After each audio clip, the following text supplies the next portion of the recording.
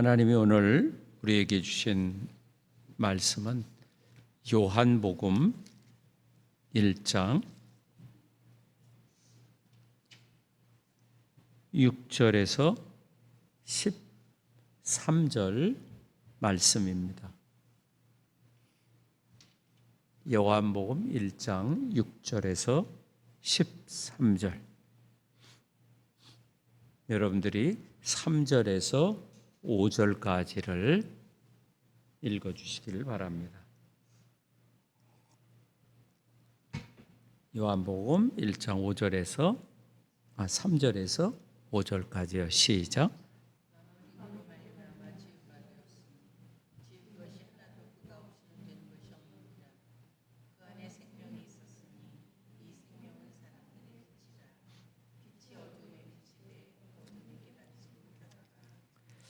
하나님께로부터 보내심을 받은 사람이 있으니 그의 이름은 요한이라.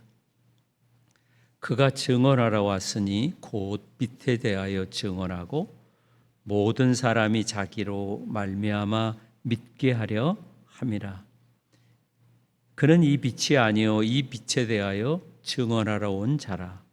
참빛 곧 세상에 와서 각 사람에게 비추는 빛이 있었나니 그가 세상에 계셨으며 세상은 그로 말미암아 지은 바 되었으되 세상이 그를 알지 못하였고 자기 땅에 오매 자기 백성이 영접하지 아니하였으나 영접하는 자 곧 그 이름을 믿는 자들에게는 하나님의 자녀가 되는 권세를 주셨으니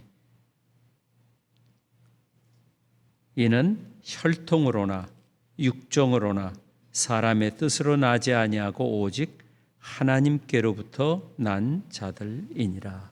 아멘. 하나님이신 예수님을 증언하라.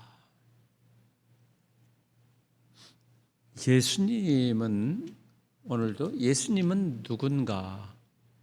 요한복음은 1장 1절에서 18절이 중요하고 그것을 이해하면 요한복음을 이해할 수 있는 거면 그게 키와 같은 거예요. 예수님은 누군가? 우리가 3절에 만물이 그로 말미암아 지은 바 되었으니 지은 것이 하나도 그가 없이는 된 것이 없다. 태초에 말씀이 계셨는데 이 말씀이 바로 만물을 지었는데 그분이 짓지 않은 것은 아무것도 없다는 거죠. 또 10절에는 그가 세상에 계셨으며 세상은 그로 말미암아 지은 바 되었을 때 세상이 그를 알지 못하였다. 말씀이신 예수님이 이미 세상이 창조되기 이전에 하나님과 함께 계셨고 하나님과 함께 활동하셨다는 겁니다. 그래서 이 말씀을 통해서 만물이 창조되었다는 겁니다. 신약 성경에서는 창조하고 구원하는 말씀이 있었다고 얘기를 합니다. 그래서 창조하는 말씀. 하나님께서는 이 말씀을 통해서 예수 그리스도 안에서 세상을 창조하셨다. 고린도전서 8장 6절에는 우리에게는 한 하나님 곧 아버지가 계시니 만물이 그에게서 났고 우리도 그를 위하여 있고 또한 한 주 예수 그리스도께서 계시니 만물이 그로 말미암고 우리도 그로 말미암아 있느니라. 창조주로서의 그 하나님 또 창조의 중개자로서의 예수 그리스도를 고린도서 8장 6절에는 고백합니다. 그래서 한 분 하나님, 한 주 예수 그리스도께 우리가 굴복하는 것이 매우 중요하다. 그렇게 강조합니다.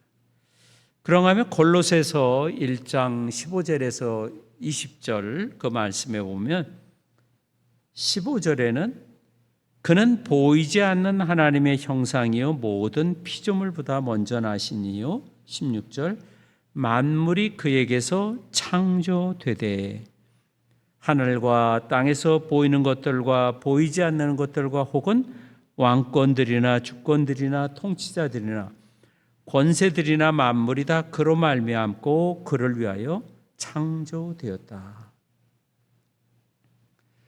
천지 만물의 창조와 구원에 대해서 예수 그리스도를 찬송하는 찬송가가 골로새서 1장 15에서 20절까지 길게 이어집니다.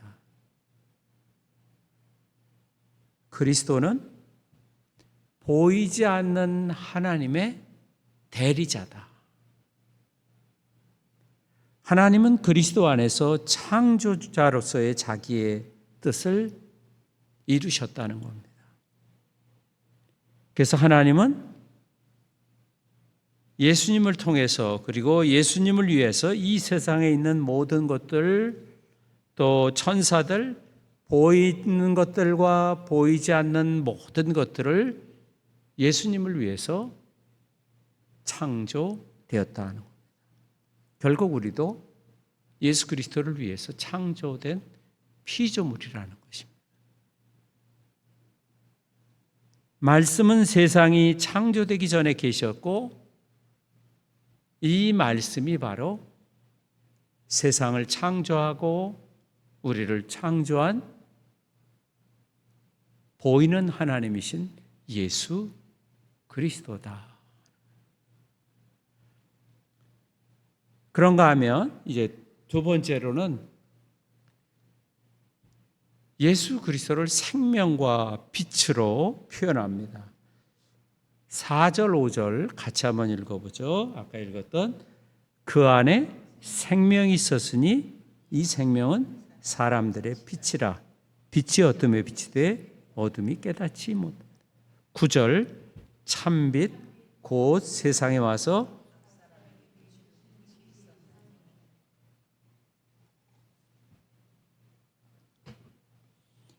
예수 그리스도가 창조의 공동 창조자로서 이 세상에 왔는데 창조된 우리가 사람이 그 창조자 예수 그리스도를 알아보지 못했다.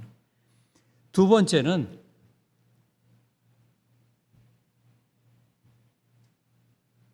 빛과 생명이라고 하는 말씀. 그 말씀이 있는데 그 말씀이 뭐냐? 사람들을 비추는 빛이다. 근데 사람들에게 빛을 비춰도 사람들이 그 빛을 알아보지 못했다. 그 말씀이 뭐냐? 말씀이 생명인데 사람들이 그 생명을 알아보지 못했다는 거예요. 그럼 생명이 뭔가? 생명은 영생을 이야기하는 거예요. 영생. 근데 그 영생이 어디에 있는가? 말씀 안에 있다는 거예요. 말씀 안에 생명이 있다는 거죠. 요한복음은 처음부터 끝까지 계속해서 새로운 단어, 즉 은유가 나오면 그것은 다 예수님이 하나님이라는 것을 표현하기 위해서 은유를 쓰는 거예요. 그러니까 마태, 마가, 누가복음과는 전혀 다른 겁니다. 그러니까 뭐 빛이다. 하나님인 예수. 생명이다. 하나님인 예수님.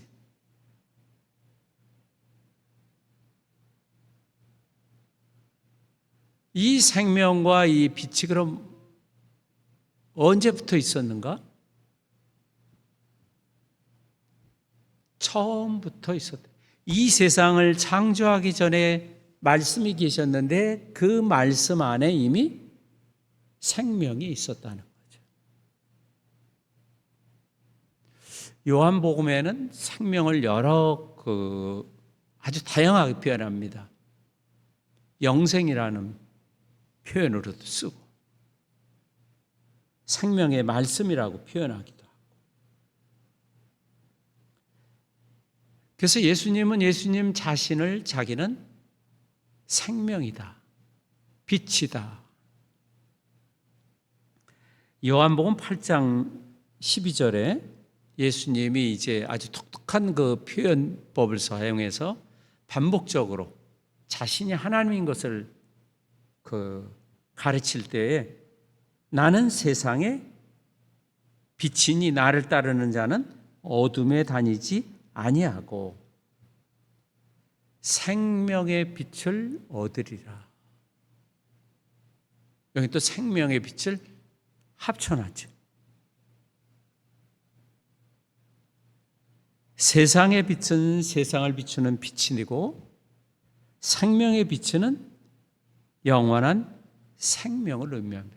영원한 생명이라는 것은 요한복음에서는 우리가 알고 있는 죽지 않고 영원히 사는 생명, 영생, 불교적인 개념이 아니라 성경에 나오는 영생 또는 생명은 하나님의 생명을 이야기하는 거예요. 길게 산다. 우리는 죽지 않고 길게 사는 걸 영생으로 얘기하는데 기독교에는 그런 개념이 없어요. 사람은 다 죽어야 돼. 그래서 한 번 죽는 것은 하나님이 정한 이치이기 때문에 영원히 사는 것은 없어요. 부활은 있어도 그리고 하나님의 생명을 받게 되는 거예요.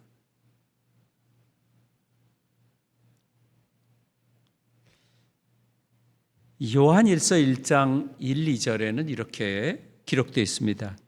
태초부터 있는 생명의 말씀에 관하여는 우리가 듣고 보고 만지고 같이 대화해야 돼요. 생명의 말씀이 누구냐? 예수님을 얘기하는 거예요.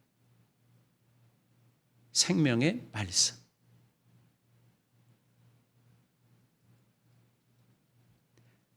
그러니까 예수 그리스도는 계시된 하나님의 말씀인 거예요.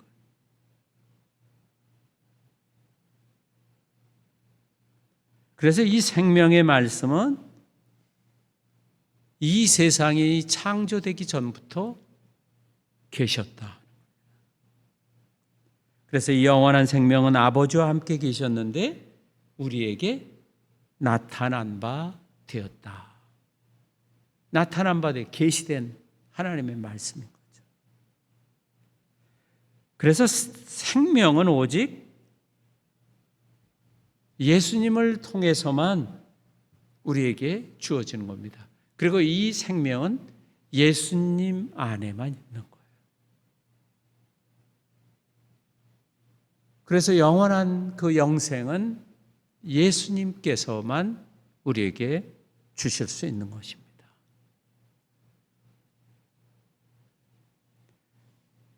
다른 어디 가서 영원한 생명을 얻으려고 하는 것은 다 의미가 없는 거죠. 이 세상을 창조하신 그 말씀이신 하나님이신 예수님 안에 하나님의 그 생명이 있기 때문에 그 하나님의 생명은 예수님을 통해서만 우리에게 주어진다고 합니다. 세 번째로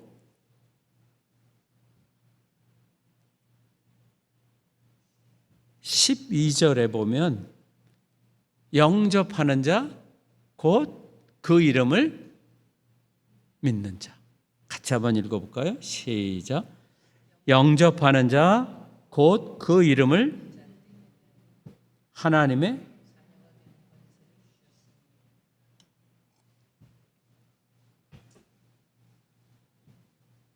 예수님을 영접한다 또는 예수님의 그 이름을 믿는다는 것은 같은 말이에요.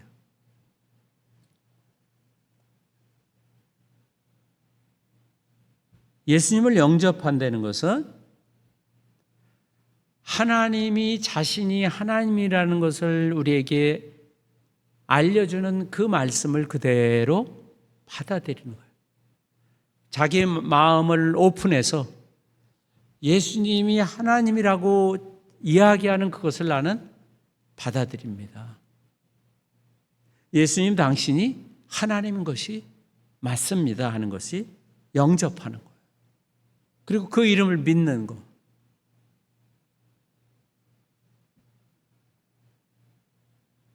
요한복음에서는 예수님을 믿고 순종할 자세가 있는 그 믿음을 믿음으로 정의합니다. 그러니까 감상적으로 예수님을 믿는다 그리고 행함이 없는 그런 믿음이 아니라 행함이 동반되는 믿음. 그래서 요한복음 3장 36절에는 아들을 믿는 자는 영생이 있고 아들을 순종치 아니하는 자는 영생을 보지 못하고, 믿음과 순종을 같이 쓰고 있어요.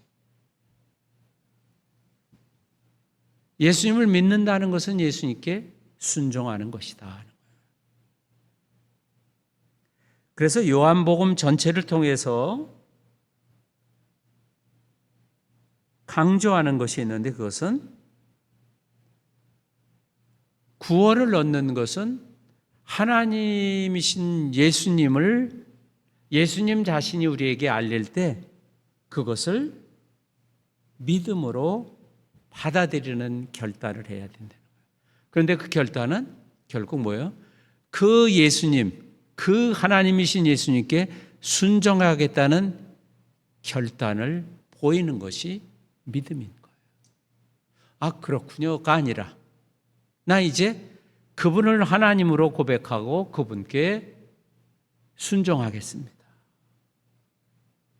그래서 믿음은 요한복음에서는 신뢰를 넘어서서 복종을 이야기하는 것이다. 그래서 믿음의 반대는 불신앙이 아니라 불순종이다. 순종하지 않는 것은 믿음이 아닌 거죠. 그래서 예수님을 믿는다는 것은 예수님께 순종하는 것이다. 예수님을 믿는 자에게는 그러면 하나님의 자녀가 되는 권세를 하나님이신 예수님께서 우리에게 선물로 주시는 것입니다. 하나님의 자녀가 되는 것은 우리 스스로 하나님의 자녀가 될 수가 없죠. 우리는 호적 등본이나 그 원초본 같은 데 보면 가족 관계나 부모가 다 나오잖아요. 부모가 우리를 낳아서 자녀가 된 거지. 마찬가지로 하나님이 나를 낳았기 때문에 나를 자녀라고 부르실 수가 있는 거예요.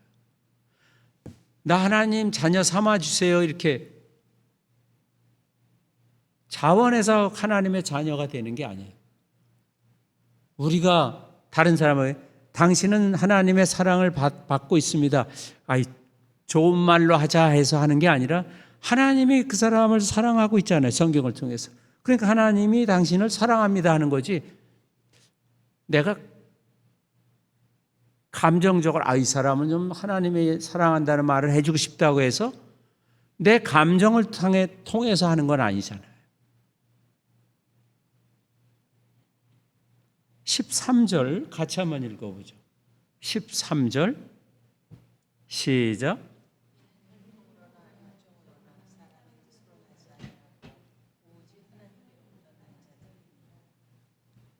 하나님이 나를 낳은 거예요.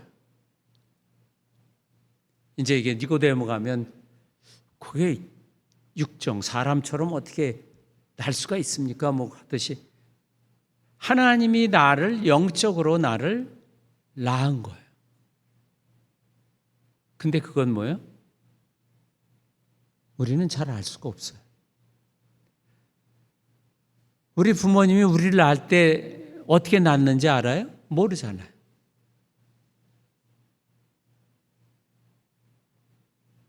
마찬가지로 하나님이 나를 낳은 거예요. 그래서 하나님이 나를 하나님의 자녀 삼으신 거예요.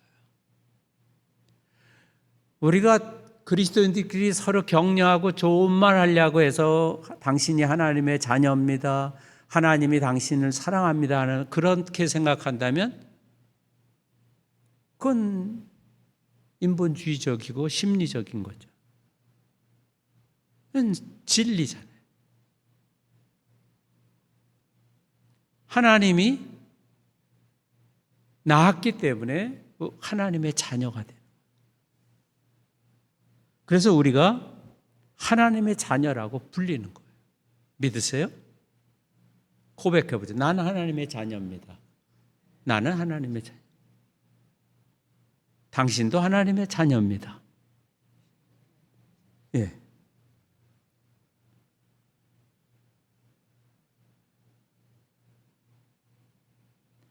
우리가 새로운 존재가 됐다는 것은 하나님이 나를 낳았기 때문에.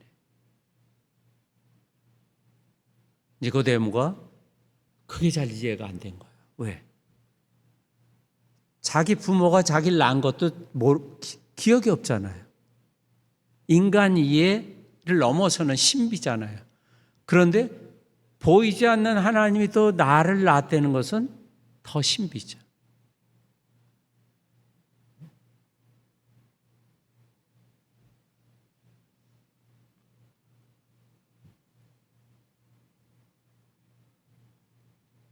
(14절에) 이제 다음 주 설교가 성육신은 하나님이 사람이 됐다. 말씀이 사람이 됐다는 것은 신비입니다.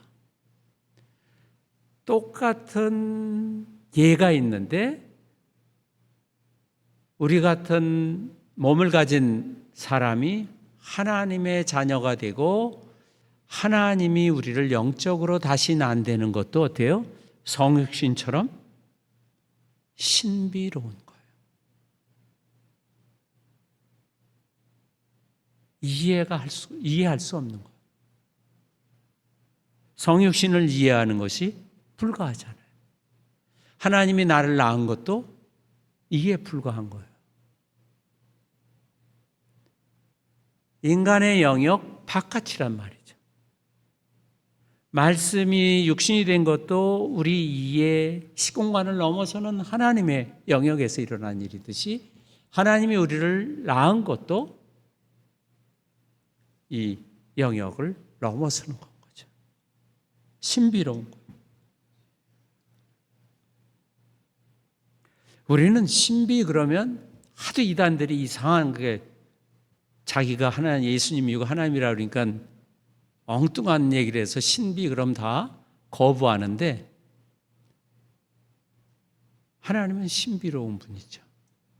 만약에 그 신비가 없다면 기독교는 존재하지 못할 것입니다.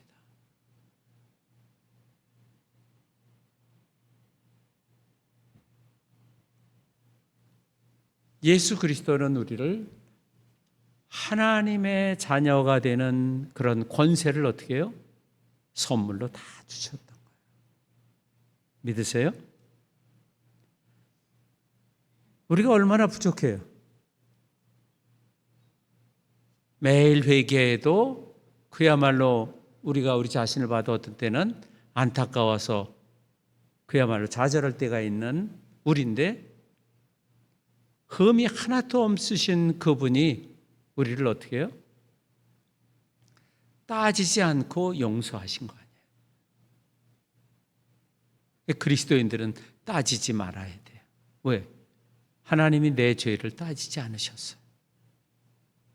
그리고 다 용서하셨어요. 자꾸 따진다는 것은 사람들을 용서할 수가 없다는 것은 하나님이 나를 어떻게 대하는지에 대한 믿음이 부족해서 그런 거예요. 이해가 부족해서. 따지지 않는 거예요. 그 사람이 죄를 나한테 시인해서 용서하는 건 아니에요. 어떤 경우에는 그런 것들이 필요할 때가 있겠죠. 교육적으로. 또 그러나 무조건 용서하는 거예요. 왜? 하나님이 나를 향해 따지지 않았기 때문에. 그런 나를 하나님은 하나님의 자녀 삼아 주신 거예요. 그래서 우리가 나는 하나님의 자녀입니다 하는 것을 부끄럽게 생각한다든지 또는 어색하게 생각하면 문제가 있죠.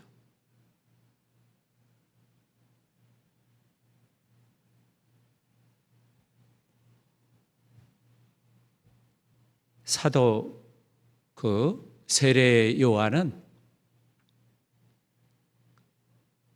자신은 하나님이 아니라는 거예요. 나는 하나님이 아닙니다. 나는 메시아가 아닙니다. 유대인들이 기다린 그 구원자가 나는 아닙니다. 나는 사람입니다.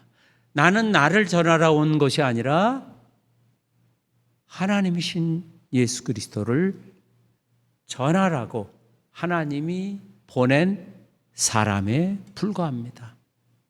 예수님을 전하는 예언자에 불과하다는 거죠. 요한복음에 특징적인 게 또 있는데요. 뭐냐면 증언이라는 단어가 엄청 많이 나와요. 사도행전에도 많이 나오지만 43번인가 증언. 지금 우리가 읽은 그 짧은 본문에도 증언이란 단어가 엄청 많이 나와요. 그래서 사람들은 요한복음을 증언의 책 또는 증거의 책. 뭘 증거하는가? 하나님이신 예수님을 증언하는 책이에요. 별명을 그렇게 붙인 거예요. 우리는 우리 자신이 옳다는 것을 주장하는 것이 아니라 예수님이 옳으심, 예수님의 말씀이 하나님의 말씀이라고 하는 것을 전하는 거예요.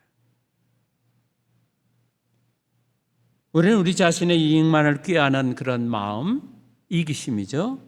그런 마음이 아니라 남을 사랑하는 마음, 애타심, 다른 사람을, 타인을 사랑하는 마음을 가져야 되는 거죠. 그래서 사도행전 4장 12절에는 우리는 우리를 증언하는 것이 아니라 예수님을 증언하라는 사명을 받았습니다. 다른 이로서는 구원을 받을 수 없나니 천하 사람 중에 구원을 받을 만한 다른 이름을 우리에게 주신 일이 없음이라 하였더라. 이제 우리는 세상으로 나아가서 담대하게 하나님이신 예수님을 증언해야 합니다. 그것이 우리의 사명입니다. 기도하죠.